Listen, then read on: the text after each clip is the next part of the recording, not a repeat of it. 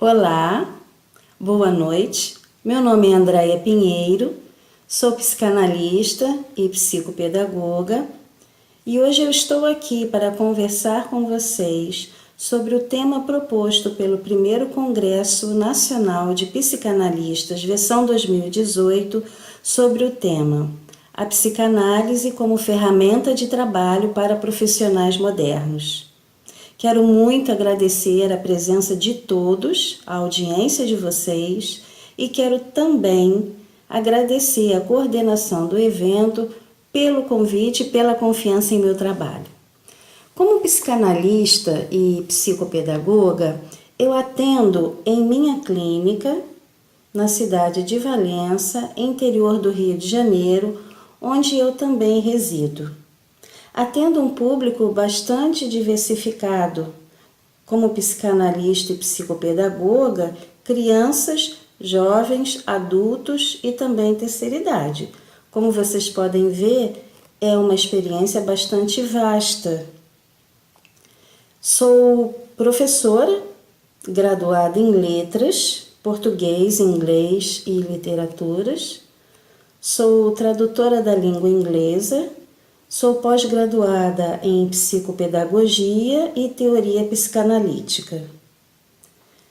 Como professora, eu tive a oportunidade de ter uma experiência de 35 anos trabalhando com um público muito diversificado, atendendo crianças, jovens do primeiro segmento do ensino fundamental e também do segundo, ensino médio, pré-vestibulandos, e estive em escolas particulares, escolas públicas e, inclusive, escolas rurais. Tive uma escola de idiomas e de educação infantil por 12 anos, fui diretora e coordenadora de cursos e escolas. Essa vasta experiência na área da educação acaba por propiciar uma escuta mais diferenciada, mais atenta, fatores esses imprescindíveis e fundamentais para a prática clínica psicanalítica e também psicopedagógica. E todas essas questões que coloquei aqui para vocês me deixam extremamente à vontade para vir conversar sobre o tema proposto pelo Congresso, que é a psicanálise como ferramenta de trabalho para profissionais modernos. Espero que tenhamos bons momentos aqui.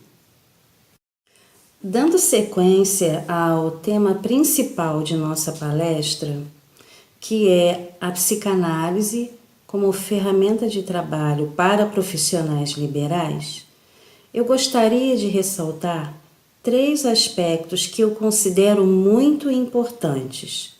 O primeiro deles, falar sobre a psicanálise em si. No segundo momento, ferramentas de trabalho e, em seguida, profissionais modernos. Começando a falar da psicanálise, acho muito importante e pertinente esclarecer do que se trata a psicanálise. E proponho esse debate justamente porque, na minha prática diária, percebo o quanto as pessoas ficam relativamente confusas com essa questão.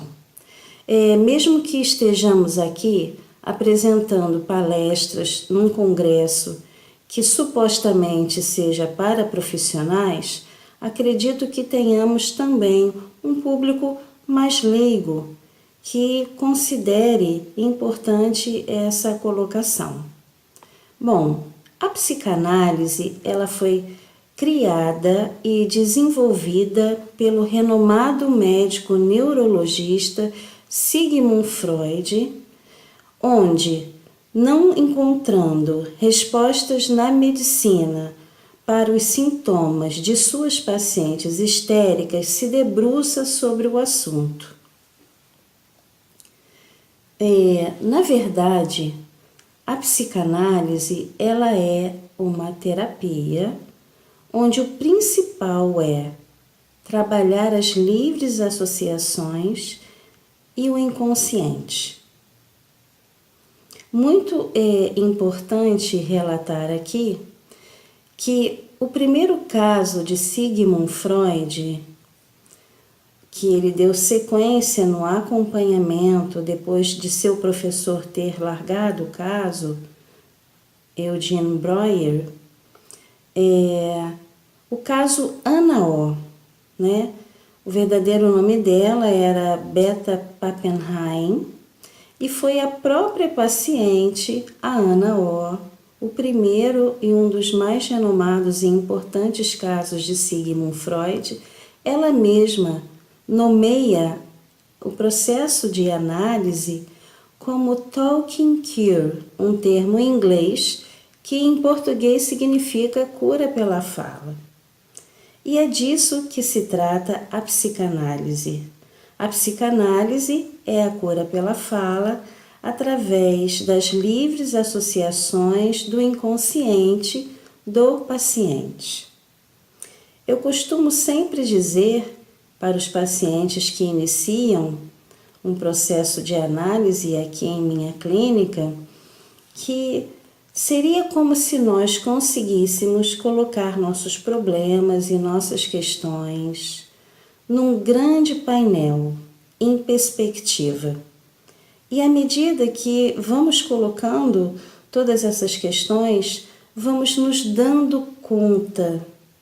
E à medida que nos damos conta dessas questões, vamos conseguindo trabalhá-las, né? Elaborá-las e nós mesmos encontrarmos nossas próprias respostas.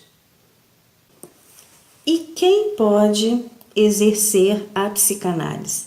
Esse também é um assunto muito importante para esclarecer que a psicanálise, um dos grandes legados que Sigmund Freud nos deixa, é justamente não deixar a psicanálise restrita aos médicos e aos psicólogos. Qualquer profissional de formação superior que se comprometa com o tripé da psicanálise pode ser um psicanalista. Bom, e o que exatamente é o tripé da psicanálise? Primeiro, formação continuada. Segundo, análise pessoal. E terceiro, supervisão clínica. Bom, formação continuada porque um profissional psicanalista, ele precisa estar comprometido continuadamente com seus estudos, participando de congressos, de grupos de estudos, enfim, atualizado, porque há muito o que se estudar e o que conhecer na psicanálise por ser um assunto tão complexo. Segundo passo é estar em análise. Para que um psicanalista entenda as questões do seu paciente, ele também precisa estar no divã, na sua própria análise, na análise pessoal. Como ele poderia compreender todas as questões de um paciente se ele não conseguisse passar pelas mesmas questões com seu próprio analista? Isso lhe dá uma condição muito especial para melhor atender o seu paciente. A terceira questão é a supervisão clínica, porque sendo a psicanálise uma questão tão complexa, o analista ele precisa procurar uma orientação de um profissional mais experiente para levar os casos que ele julga mais complicados, mais relevantes, e com esse outro profissional discutir algumas questões para também melhor atender esse paciente nesses casos específicos. Em seguida, vamos falar de ferramenta alternativa. E por que o Congresso faz essa proposta, de dizer, de colocar que a psicanálise ela pode ser uma ferramenta alternativa para os profissionais modernos? Vamos linkar esses três aspectos: psicanálise, ferramenta alternativa e profissional moderno. Falando especificamente da ferramenta alternativa, eu posso lhes dizer que logo na minha formação de pós-graduação em psicopedagogia, já tendo toda a experiência anterior em educação, como eu havia comentado no bloco anterior, eu pude perceber que eu poderia me utilizar da psicanálise como uma ferramenta para melhorar meus atendimentos e a minha compreensão no meu olhar psicopedagógico, né? E é justamente porque a psicanálise ela é a partir do sujeito e para o sujeito. E se eu entendo que todos os problemas de aprendizagem estão justamente nesse contexto, é sempre a partir do sujeito, a psicanálise vai me ajudar de forma muito rica nessa questão, né?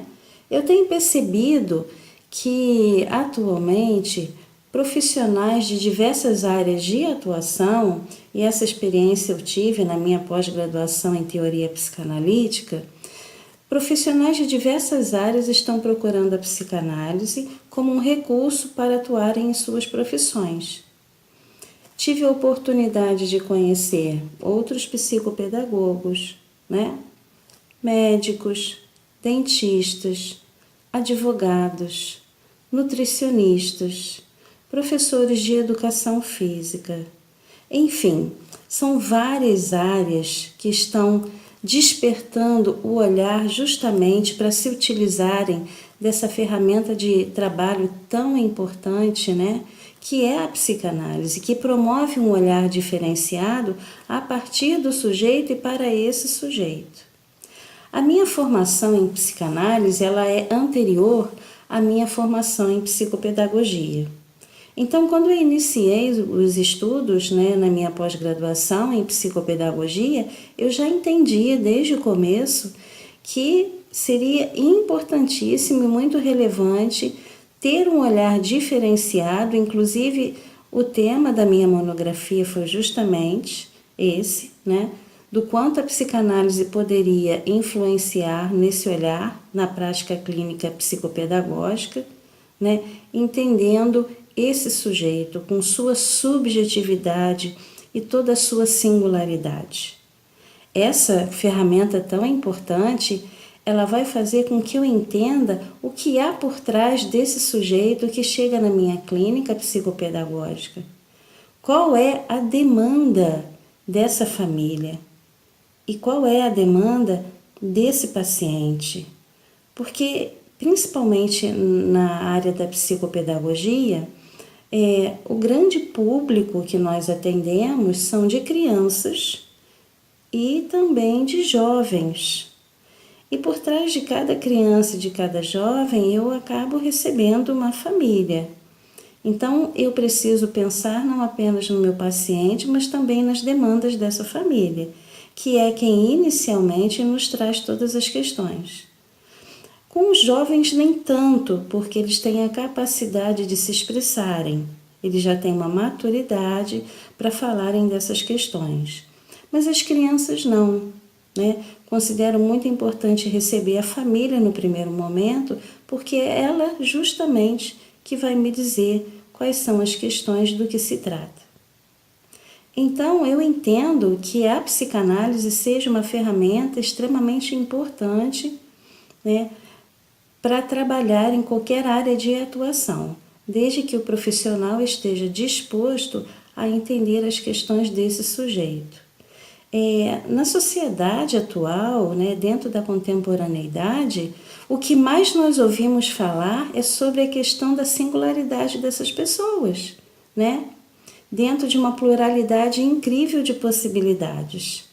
Não é disso que se trata? As pessoas nos convocam a pensar a partir do sujeito e para ele, né? Nós não pensamos mais numa forma coletiva, mas nós percebemos o indivíduo, a singularidade de cada um. E a psicanálise, né, como ferramenta alternativa, ela vai justamente propiciar esse olhar. Especificamente na área da psicopedagogia, a psicanálise é uma ferramenta extremamente importante que vai nos ajudar a apresentar resultados de excelência. Propondo falar de profissionais modernos, nós precisamos novamente ficarmos atentos aos links que propus inicialmente sobre o tema proposto, o tema principal proposto pelo Congresso: psicanálise, ferramenta alternativa e profissionais modernos. Qual o intuito, qual o objetivo do Congresso de nos alertar quanto a isso? Por que um profissional moderno se utilizaria da psicanálise como uma ferramenta alternativa, né, na sua prática profissional? Bom, o que vem a ser um profissional moderno? Respondendo essa pergunta, podemos fazer a colocação muito inteligente e pertinente do renomado psicanalista Jacques Lacan, que fez toda a releitura da obra de Freud, onde ele diz: um psicanalista precisa estar atento à subjetividade de sua época. Jacques Lacan já nos propunha isso. É claro que precisamos considerar, né, todo o embasamento teórico de Freud, né? É claro que não podemos fugir disso, mas precisamos ficar atentos à contemporaneidade dos fatos e do sujeito que nos chega à clínica. E só um profissional moderno é capaz de estar atento a essas questões. Ele é capaz de entender que para suas práticas, talvez serem mais eficientes, eu particularmente considero isso, que a psicanálise ela pode ser uma excelente ferramenta, não apenas uma ferramenta alternativa, mas uma excelente ferramenta para que então esse profissional possa melhor atender seu paciente. No bloco anterior eu vinha dizendo que vários profissionais de várias áreas de atuações, várias áreas de atuações, vêm procurando cada vez mais se utilizar da psicanálise como essa ferramenta alternativa. Inclusive no nosso congresso temos inclusive teólogos, coaches, temos também nutricionistas, temos médicos, temos professores, Então, veja bem, o profissional moderno, ele precisa estar atento à subjetividade de sua época, para que ele possa trazer para a sua prática diária ferramentas alternativas que possam enriquecer esse acompanhamento, esse tratamento e que possa acolher o seu paciente dentro da clínica. No caso, convoco para a questão da clínica psicopedagógica, que é especificamente a área a qual me proponho falar. Bom, e tem uma questão muito interessante que é a proposta do Congresso para a minha prática, Quando encaminhar pacientes de psicopedagogia para a prática psicanalítica? Fica até muito curioso eu falar sobre essa questão, porque além de psicopedagoga, eu também sou psicanalista. E é justamente isso que é muito rico na minha prática. Porque quando uma criança chega à minha clínica, ou um jovem, eu preciso ter uma escuta psicopedagógica para entender que demanda é essa, não apenas do meu paciente, mas também dessa família que me procura. Por que ela me procurou? O que está acontecendo? O que nós percebemos no primeiro momento, ou o que esse paciente, essa família nos traz, são sintomas. Mas eu preciso dizer e alertar vocês que nós precisamos ouvir, lógico, os sintomas, entendê-los, mas precisamos entender as verdadeiras causas que levaram a esses sintomas. Por que esses sintomas se presentificam? E é justamente aí que, por ser psicanalista também, além de psicopedagoga, eu posso compreender melhor toda a questão dos meus pacientes e de seus familiares. Porque a psicanálise, ela promove num psicopedagogo ou em qualquer outro profissional, mas vamos falar da psicopedagogia, esse olhar além. Promove no profissional da psicopedagogia essa escuta diferenciada. E quando eu falo de escuta, não se trata apenas da fala, da audição. A escuta ela vai além disso. E é por isso que eu acredito muito que ao receber um menor com questões psicopedagógicas, seja muito relevante ouvir a família, primeiramente. Justamente porque é ela que vai me trazer notícias das questões que estão acontecendo, permeando esse sujeito. Seja ele a criança ou seja ele o adolescente e o jovem. Ao receber a família, você na verdade está dando a ela uma escuta. Uma escuta que não é apenas psicopedagógica, mas que na minha prática pessoal também é psicanalítica. Você vai receber essa família e vai perguntar a ela o que está acontecendo, vai ouvi-la, vai deixar emergir ali o sujeito, a família, as questões que são extremamente relevantes para que eu possa compreender melhor, né? Os sintomas que esse paciente com problemas de aprendizagem, transtornos de aprendizagem, inibição intelectual, né? Que são todas essas questões que a psicopedagogia trata, para eu entender justamente o que está acontecendo.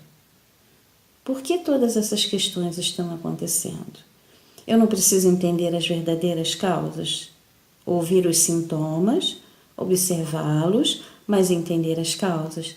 A família é o primeiro momento, né, em que eu vou abrir essa escuta para entender todas essas questões.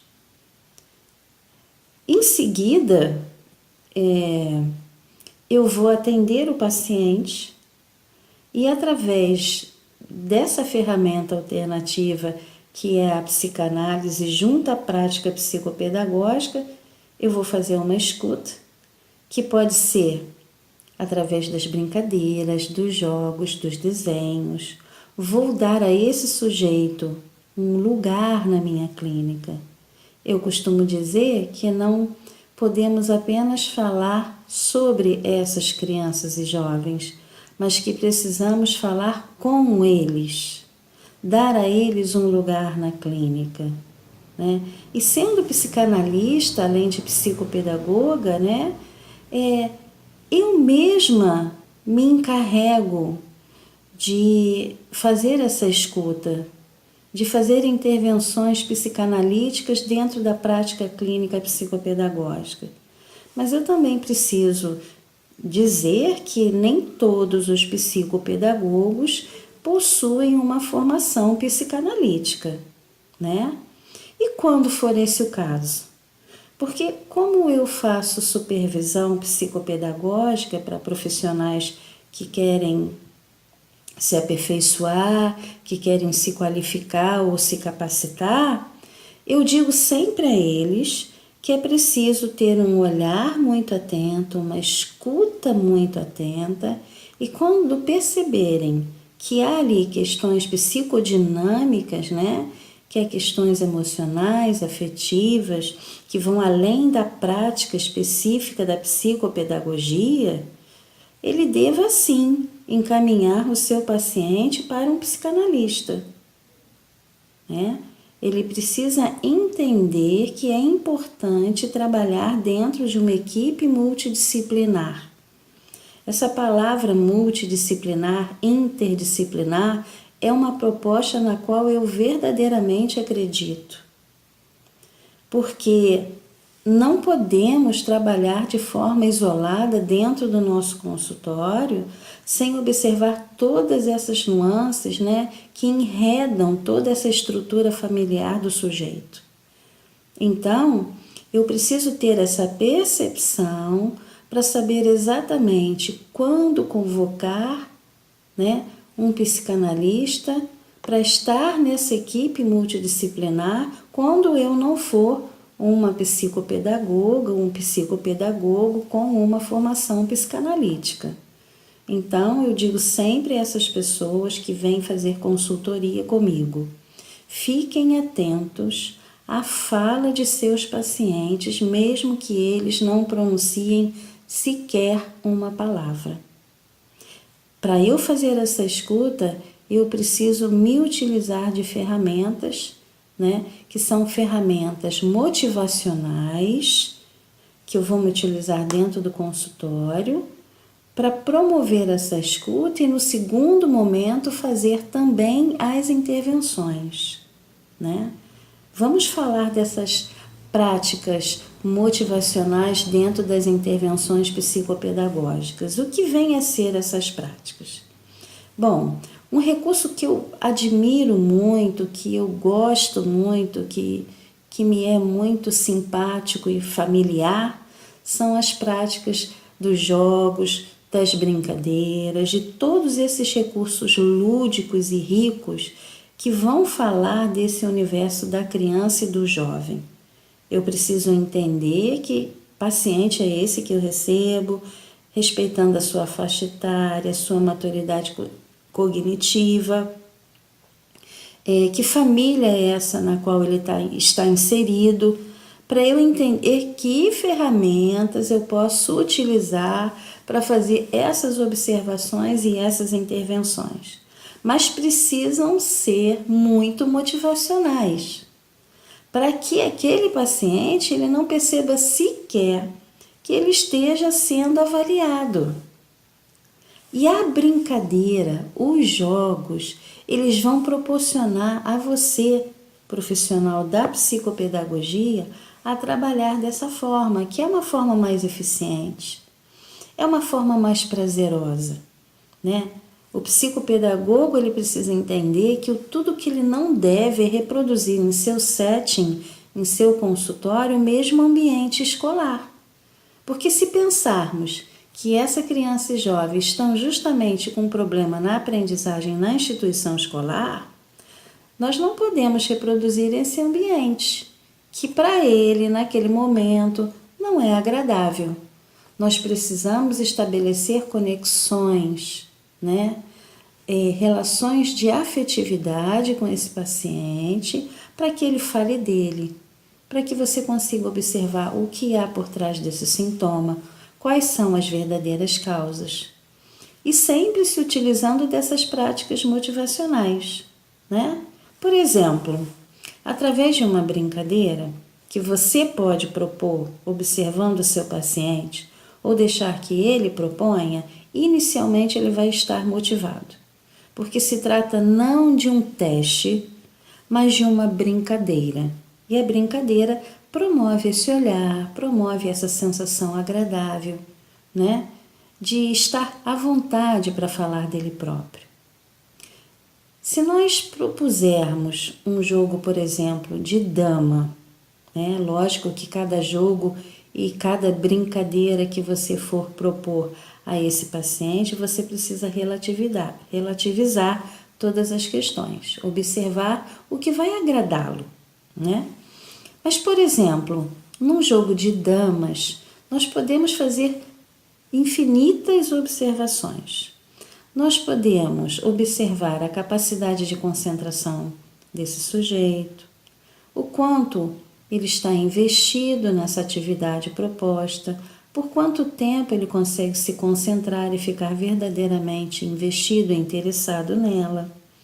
Qual é a capacidade que ele tem de antecipar estratégias, de se organizar?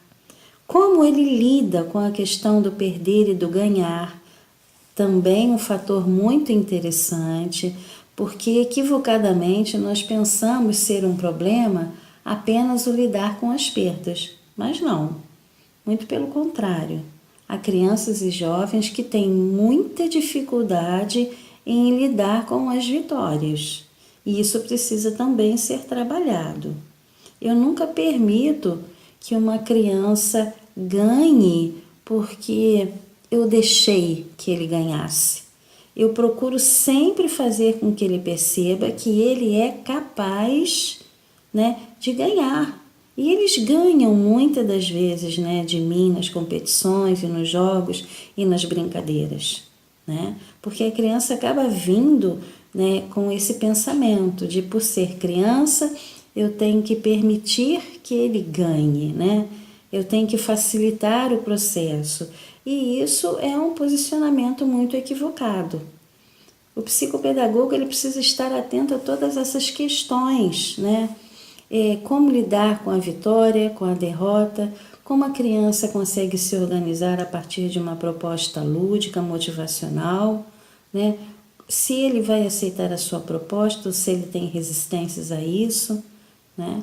Mas o importante é que tudo isso seja feito de forma muito espontânea, que ele sequer perceba que está sendo observado, que está sendo avaliado, e dessa forma faço aqui as minhas palavras, né, as de Lacan, quando ele diz: sou onde não penso.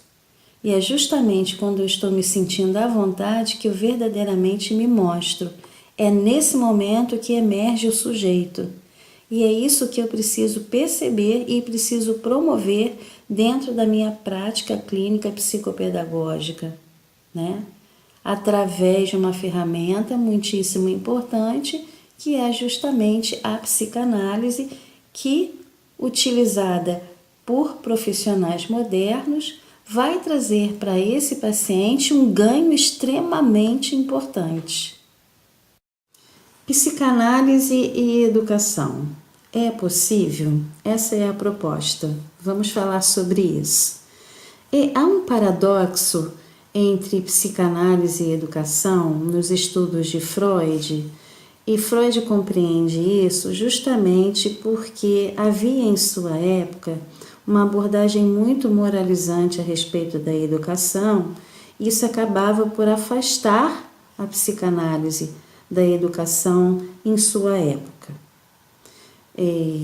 Mas com o tempo, quando a psicologia passa a participar desses processos educacionais, a psicanálise acaba ganhando terreno, respeito e sendo convocada a participar mais ativamente dos processos educacionais e, consequentemente, da psicopedagogia.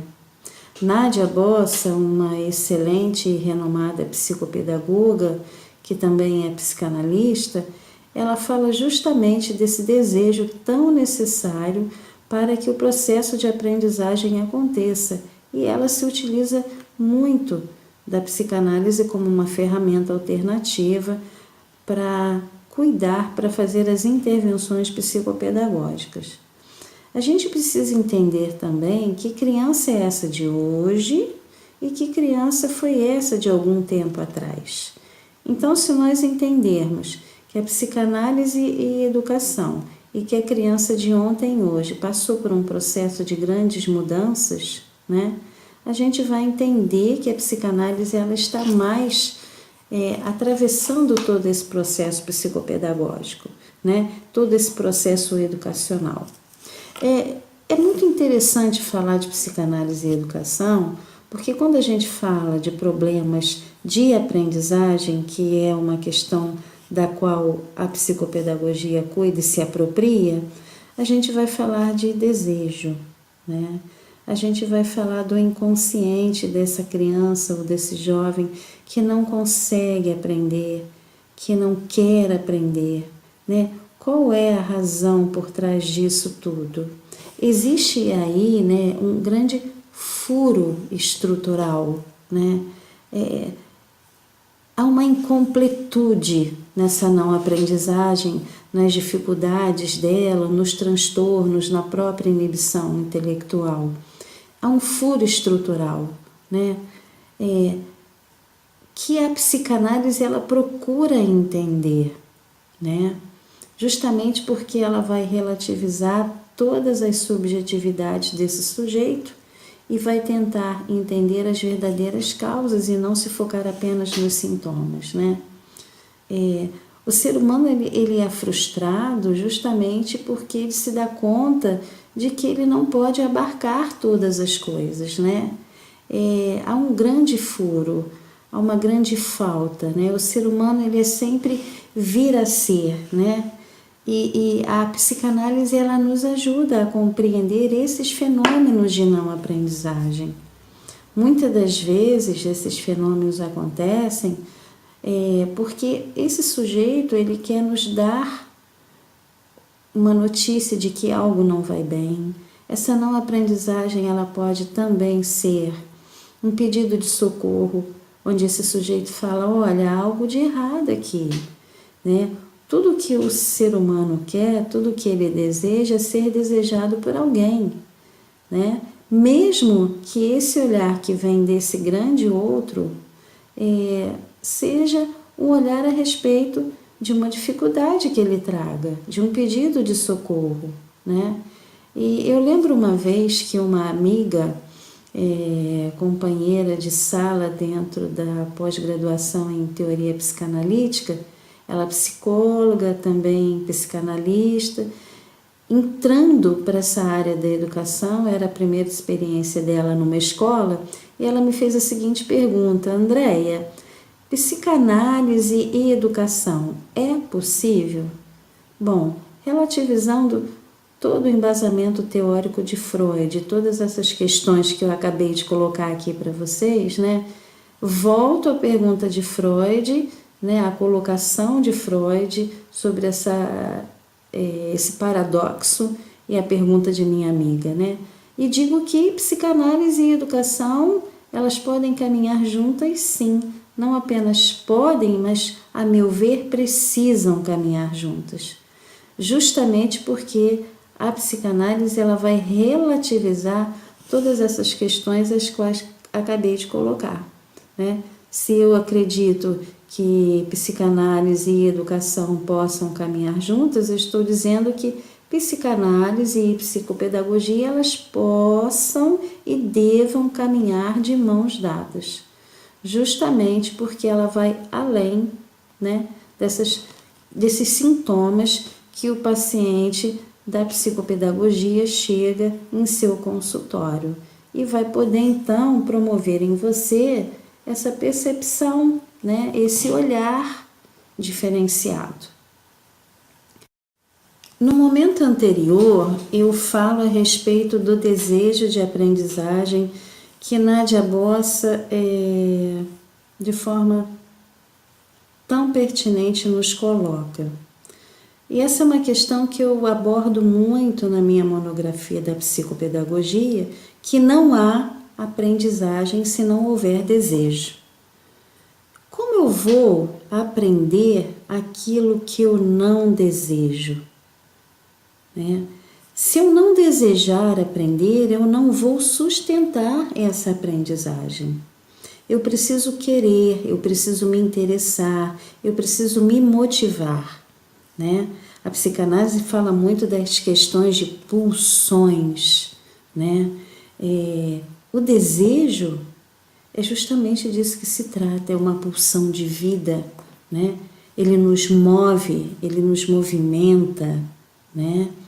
E desejar aprender é extremamente importante para que esse processo educacional aconteça de forma positiva.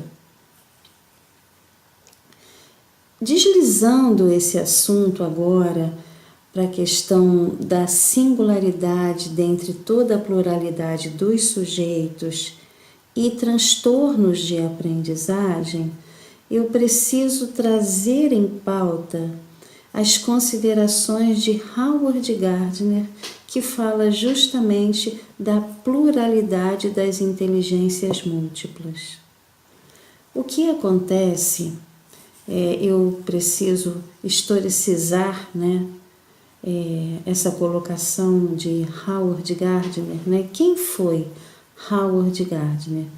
Howard Gardner, ele é, porque ele ainda está vivo, trabalha na Universidade de Harvard, um psicólogo que por volta da década de 70, final de 70, 80, ele lança sua teoria das inteligências múltiplas, que justamente vinha na contramão de uma proposta do início do século passado, onde o secretário de Educação da França encomenda a um psicólogo que desenvolvesse um teste onde a inteligência das crianças fosse quantificada através de um raciocínio lógico-matemático. Howard Gardner, já muito incomodado com toda essa posição, ele começa a desenvolver suas inteligências múltiplas e na década de 80, no início dela, no final da década de 70, ele lança essa proposta que foi muito aceita, né, e ainda é aceita por todos nós. É claro que pode ter levantado uma certa resistência de alguns pensadores, né, mais resistentes às mudanças, mas Howard Gardner vem falar justamente que somos várias inteligências desenvolvidas em graus diferentes. E se nós formos falar de subjetividade e pluralidade, que parece ser um paradoxo, mas na verdade não fica muito mais fácil para a gente aceitar as crianças de transtorno de espectro autista e outros transtornos de aprendizagem, sejam eles quais forem, TDA, TDAH, TOD, dislexia, disgrafia, desortografia e todas essas questões de transtornos que aparecem na clínica psicopedagógica. Mas eu gosto muito de relativizar e fazer essa colocação a respeito da proposta das inteligências múltiplas de Gardner, porque ele vai falar justamente disso, né? Do quanto nós precisamos entender que nem todos passamos pelo processo de aprendizagem no mesmo ritmo, da mesma forma, mas é do jeito que o sujeito pode, né? No ritmo dele, na medida dele.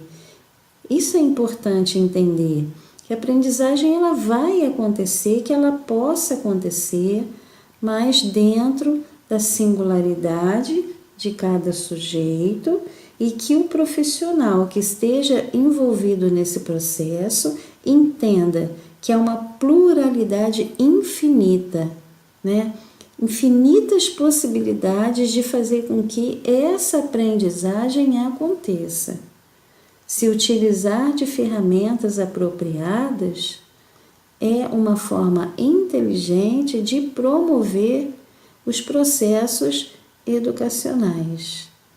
Eu gosto muito de falar dessa questão da subjetividade, da pluralidade de sujeitos, principalmente dentro da prática clínica com crianças autistas e de transtornos.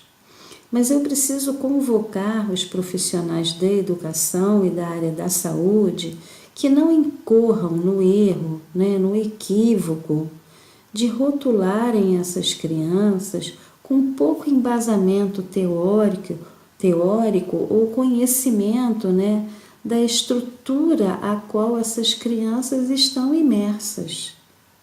Entendendo o viés psicanalítico e me utilizando da psicanálise como ferramenta, eu preciso relativizar que criança é essa, que família é essa, qual é a história de vida dessa criança, para que eu não rotule equivocadamente, né, que eu dê um CID para essa criança apenas entendendo ou observando questões pontuais.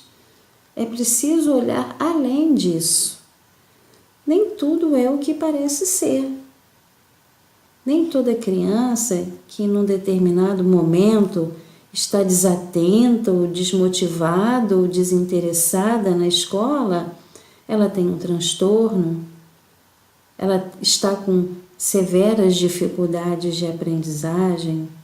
Nem toda criança que tem um isolamento social num determinado momento, que não retorna às demandas dos coleguinhas, ou que não corresponde como o professor gostaria, ele é um autista.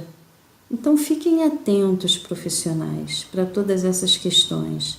Precisamos ser muito cuidadosos na nossa escuta. Precisamos considerar trabalhar numa equipe multidisciplinar. Precisamos, psicopedagogos, nos utilizarmos de ferramentas motivacionais para fazermos nossas observações e intervenções necessárias, promovendo no setting psicanalítico, um momento agradável, que possamos fazer desse setting um lugar onde a criança e o jovem deseje retornar, porque ali ele tem um lugar, ali ele é ouvido, E considerar que todos nós somos todas as inteligências desenvolvidas em graus diferentes, com mais afinidades em um e outro aspecto.